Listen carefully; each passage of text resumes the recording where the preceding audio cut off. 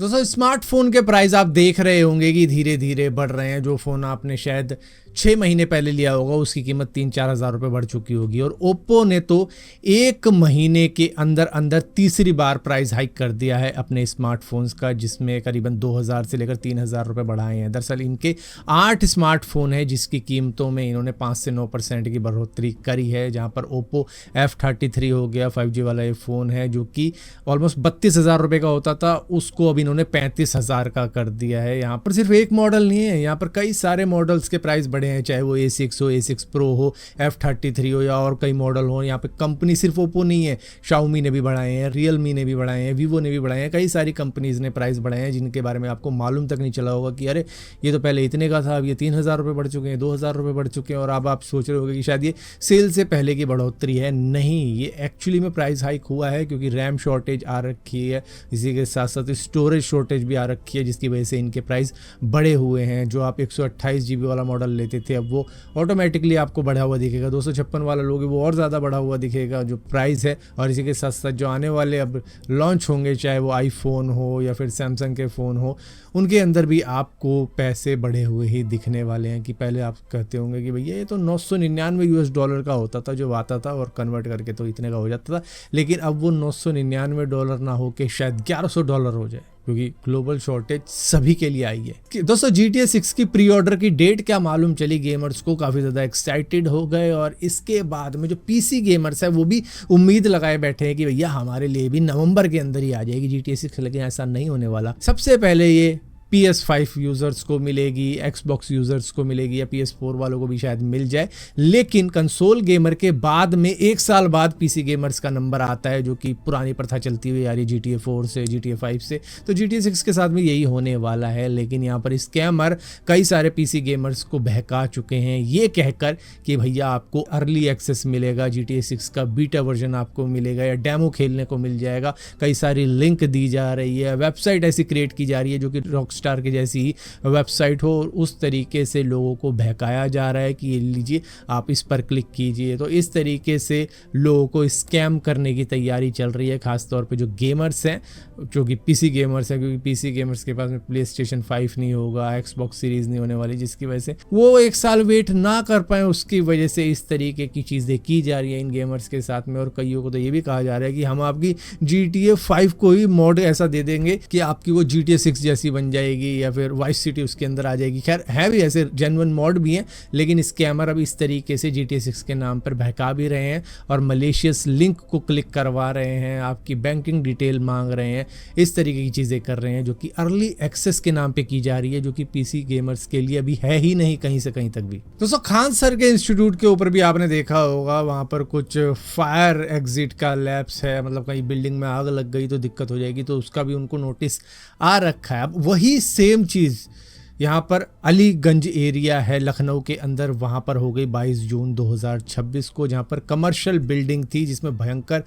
आग लग गई, जिसके अंदर कोचिंग सेंटर भी मौजूद था, एनिमेशन की ट्रेनिंग भी वहीं पर दी जाती थी, और वहाँ पर इतनी भयंकर आग लगी कि फायर एग्जिट तो उस बिल्डिंग में था ही नहीं, जिसके बाद में 15 बच्चों की जान चली गई। कई बच्चों ने तो अपने माँ बाप को कॉल किया था कि पापा बचा लो, मम्मी बचा लो, इस तरीके की कॉल उस बिल्डिंग में से गई थी, जहाँ पर इतनी भयंकर आग लगी कि दूसरी मंजिल तक से बच्चों ने छलांग लगाई है अपनी जान बचाने के लिए, जिसकी वजह से कईयों को इंजरी भी हुई है, कईयों की कमर भी टूट गई है और उनको मतलब हॉस्पिटल में ट्रीटमेंट दिया जा रहा है। तो इस तरीके के फायर एग्जिट ना होने की वजह से भी अब ये काफ़ी ज़्यादा रिस्की हो जाते हैं। जैसे कि आपने दिल्ली के अंदर देखा होगा इस तरीके की चीज़ हुई थी, गोवा के एक नाइट क्लब में हुई थी, अब लखनऊ के अंदर हुई है, और ना जाने कितनी जगहों पर हुई है। हालांकि लाइमलाइट में ये कुछ इंसिडेंट सामने आए हैं कि भैया फायर एग्जिट चलो मान लेते हैं तुम्हारी बिल्डिंग में उस तरीके की जगह नहीं है, कुछ छत पे से ही हो, मतलब कुछ इंतज़ाम की छत पे से कोई सीढ़ी लटक जाए, किसी तरीके से लोग निकल जाए, इस तरीके का इंतजाम हो बिल्डिंग के अंदर, लेकिन कुछ इंतजाम ही नहीं है कहीं पर भी। और इस तरीके के इंसिडेंट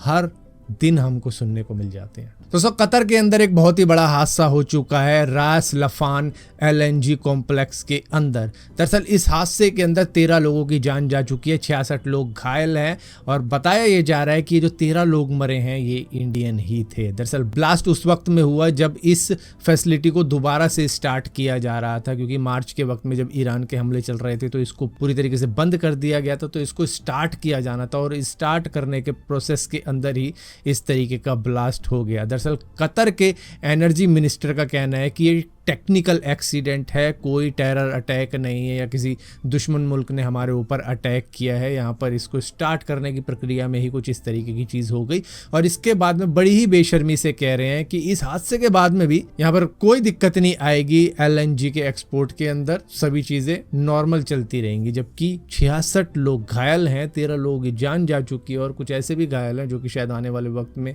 अपनी जान गंवा भी सकते हैं इलाज के दौरान ही। लेकिन फिर भी इस तरीके का बयान इनका आ रहा है कि भैया घायलों की नहीं बता रहे, जो मर गए उनकी नहीं बता रहे, कह रहे हैं एक्सपोर्ट अभी भी चालू रहेगा, ऐसी कोई दिक्कत वाली बात नहीं है। दोस्तों मुकेश खन्ना जो कि शक्तिमान बने रहते हैं आज के वक्त में भी, इन्होंने समय रैना को लेकर काफ़ी कुछ बुरा भला कहा है। जब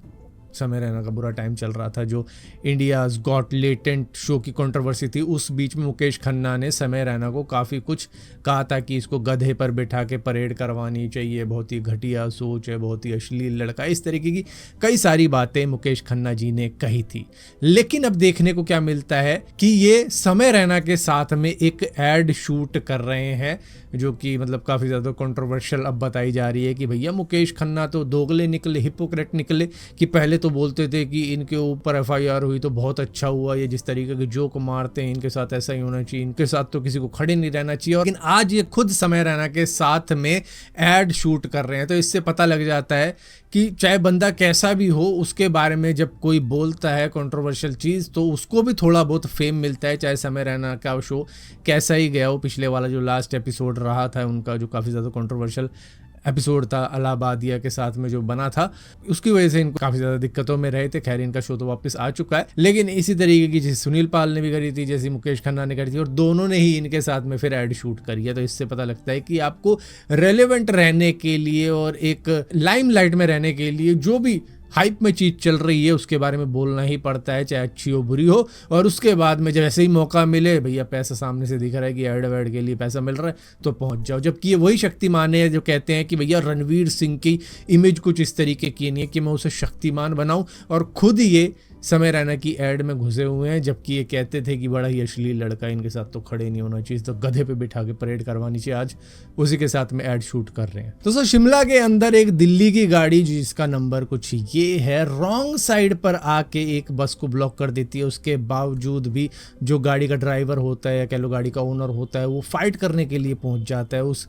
बस वाले से कि भैया पीछे ले, ये कर वो कर, मैं पीछे नहीं लेता, तू निकाल के दिखा दे। इस तरीके की चीज़ें हो रही है और मुझे तो खुद शर्म आ रही है वीडियो देख के, क्योंकि मैं भी दिल्ली से ही हूँ और ये जिस तरीके की हरकत करते हैं उसके बाद में जब हम कहीं पर जाते हैं घूमने के लिए, शायद हमें भी गलत नज़रों से फिर लोग देखें, वहाँ के लोकल देखें कि भैया ये तो ऐसे ही चलाते हैं। क्योंकि यहाँ पे कुछ स्टेट के नंबर हैं जिनको देखते ही लोग समझ जाते हैं कि भैया इनको तो चलानी ही नहीं आती है। यहाँ पर लाइन लगी हुई है गाड़ियों की, लेकिन इन जनाब को सभी को पार करते हुए, ओवरटेक करते हुए आगे आना था रॉन्ग साइड से, और उसके बाद में आर्ग्यू भी कर रहे हैं, जिसके बाद में फिर जाना ही पड़ा पीछे जब पब्लिक भड़क गई कि भैया निकाल इसे पीछे को कर।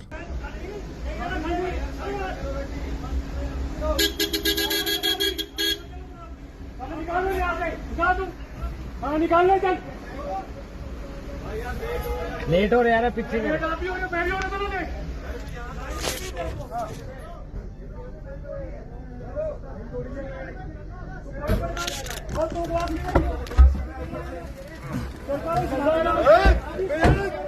क्या पीछे कर भाई, पीछे कर भाई, पीछे कर, पीछे कर इसको। ये देखिए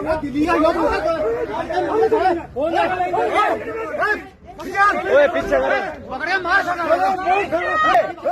आप बैठिए गाड़ी, शांति हो। हाँ गाड़ी, कोई नहीं, फेमस करेंगे आपको सबको।